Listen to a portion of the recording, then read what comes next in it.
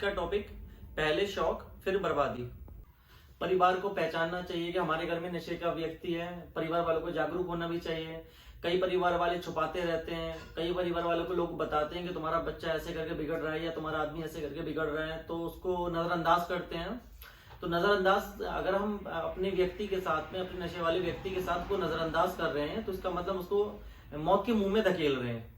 एक एडिक्ट या एक नशे वाला व्यक्ति कितना असहाय और बहुत लाचार होता है, बहुत असहाय और बहुत लाचार होता है। उसको आपके सहारे और एक सही इलाज की जरूरत है। अगर उसको ये सारी चीजें मिल जाती हैं तो वो बेहतर इंसान बन जाएगा। एक टाइम में तो एक एडिक्ट को भी ऐसा लगने लगता है कि ये सिर्फ एक नशे की बीमारी है, बट जब उसको सेंटर में या किसी रिहैब सेंटर में भर्ती कराया जाता है तो सबसे पहला फोकस एज अ काउंसलर का ये रहता है कि उस मरीज को ये समझाना कि नशा एक बीमारी है और इमोशंस और थॉट की बीमारी है। इसका ट्रिगर पॉइंट क्या रहता है नशे वाले व्यक्ति के साथ में? जब थॉट्स, फीलिंग्स और इमोशंस का कोऑर्डिनेशन ठीक तरीके से नहीं हो पाता तो इसका ट्रिगर पॉइंट रहता है। नशा करने का मेन वजह या फिर ज्यादा बड़ी वजह वो यही रह जाती है कि जब इमोशन, फीलिंग्स और थॉट का कोऑर्डिनेशन ठीक ना हो पाना। और सबसे बड़ा ट्रिगर पॉइंट इस बीमारी का डिसैटिस्फैक्शन रहता है। मैं डिसैटिस्फैक्शन का एक एग्जांपल ऐसा देना चाहूंगा कि अगर मैं एक ऐसी चीज कहूं कि मुझे 365 दिन में एक बुक को पढ़ना था या लिखना था, मुझे एक बुक थी, एक कॉपी थी, मुझे 365 दिन में उसको कंप्लीट करना था। मेरा एक प्रोजेक्ट था और वो प्रोजेक्ट ऐसा प्रोजेक्ट है कि मुझे अगर उस प्रोजेक्ट को कंप्लीट कर लूंगा तो मेरे मार्क्स में प्लस पॉइंट मेरे पास में हो जाएगा। अब सारे क्लास के स्टूडेंट हैं, उनमें से क्या है, कुछ लोग कर पाते हैं, कुछ लोग नहीं कर पाते। कुछ लोगों का क्या रहता है, उनको पता है 365 दिन के बाद कंप्लीट करना है, मुझे 1 साल के बाद इसको चेक कराना है। कुछ बंदों ने क्या किया, फर्स्ट डे लिखा, एक पेज को लिखा, बोले हम डेली एक पेज लिखा करेंगे, 15 मिनट में एक पेज लिख जाता है, हम इसको कंप्लीट कर लेंगे। कुछ बंदे ऐसा क्या करते हैं, 10 दिन लिखा, 10 दिन लिखने के बाद में 10 दिन के बाद में, जैसे 10 दिन लगातार नहीं लिखा, 10 दिन के बाद में बैठे 2 या 2.5 घंटे के लिए बैठे, सॉन्ग वगैरह लगाए और अपने 10 पेजेस लिख दिए। उन्होंने कहा यार ये बढ़िया है, कौन डेली लिखेगा, 10 दिन के बाद बैठो एक बार लिख दो। अगले बंदे ने 10 दिन के बाद लिखा, फिर उससे 20 दिन के बाद दोबारा लिखा, तो जहां 2 घंटे लगे थे वहां 4 घंटे लिखे। लिखने के बाद बोर तो हो रहा है यार, गलत कर रहा हूं, मतलब थक गया हूं, या तो डेली कर लिया करूं।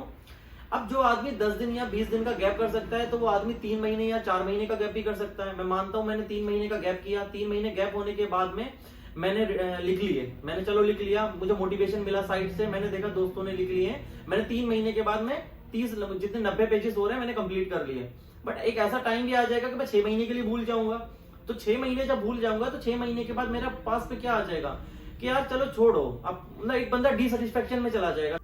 डिसैटिस्फैक्शन का मेन पॉइंट क्या रहता है, लो फीलिंग। अब 6 मंथ के बाद अगर मुझे पता लगा मुझे 180 पेजेस लिखने हैं तो मैं क्या एकदम लो फीलिंग में चला जाऊंगा, अरे यार 2 दिन में मुझसे कहां लिख मिलेगा, चलो छोड़ो। 4 मार्क्स का था तो मैं सरेंडर कर देता हूं। मैंने कहा चलो ठीक है, मुझे वो जो मेरा प्लस पॉइंट रहता, चलो मुझे कोई दिक्कत नहीं, 4-5 बंदे कर रहे हैं, मुझे प्लस पॉइंट से मुझे मतलब नहीं है, मैं अपना और चीजों पर ध्यान दे दूंगा। अब रहता क्या चीज है, ये लो फीलिंग में बंदा कैसे लो फीलिंग में चला गया, तो डिसैटिस्फैक्शन का मेन पॉइंट रहता है लो फीलिंग। अब डिसैटिस्फैक्शन एक एडिक्ट को मिलता कहां से, उसने अपने आप से प्रॉमिस करता है मैं कल छोड़ दूंगा, जैसा मैंने समझाया था, कल छोड़ दूंगा या 2 महीने बाद छोड़ दूंगा या मैं इस दिन से छोड़ दूंगा।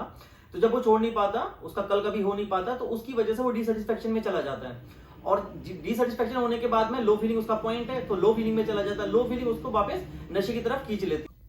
डिसैटिस्फैक्शन जब भी पेशेंट को होता है तो पेशेंट हमारा लो फीलिंग में चला जाता है। और लो फीलिंग को अगर वो एक रिकवरी रूल, जिसकी हम आगे बात करेंगे, रिकवरी रूल द्वारा अगर उसको फॉलो नहीं कर पाया तो पेशेंट हमारा, एक एडिक्ट हमारा वापस रिलैप्स हो जाता है। जब एक एडिक्ट को डिसैटिस्फैक्शन इतना हो जाता है कि वो एक ऐसे पॉइंट पे जाके पहुंच जाता है जो नशे के आगे सरेंडर कर देता है। मतलब उसका ये मानना हो जाता है कि मुझे नशे की बीमारी बिल्कुल लग चुकी है और नशे की बीमारी अब मुझसे एक दिन भी नशा छोड़े बिना या मुझसे नशे के बगैर मेरी जिंदगी नहीं कट पाएगी, मैं जिंदा नहीं रह पाऊंगा। तो वो एक ऐसी सिचुएशन बन जाती है पेशेंट के साथ में। नशे की बीमारी का सबसे बड़ा पॉइंट लो फीलिंग और डिसैटिस्फैक्शन है। अब सवाल आता है कि अगर फैमिली, किसी भी परिवार में एक अगर नशे वाला व्यक्ति हो जाता है तो हमें क्या करना चाहिए। देखो सबसे पहले फैमिली वालों को समझना बहुत जरूरी है कि नशा एक बीमारी है और नशा एक पारिवारिक बीमारी है। कई बार फैमिली करती क्या है, फैमिली ये मान के चलती है कि सिर्फ हमारा जो मरीज है वही बीमार है, बट ऐसा नहीं है, क्योंकि पूरा परिवार ही बीमार हो चुका होता है नशे के व्यक्ति के सामने। अब रहता क्या है, जब फैमिली वाले करते हैं उसको पेशेंट को भर्ती करा लेते हैं। कई फैमिली वाले ऐसे करते हैं कुछ टाइम के लिए, कोई कुछ ज्यादा टाइम के लिए कराता है, कुछ नॉर्मल टाइम के लिए भर्ती कराता है।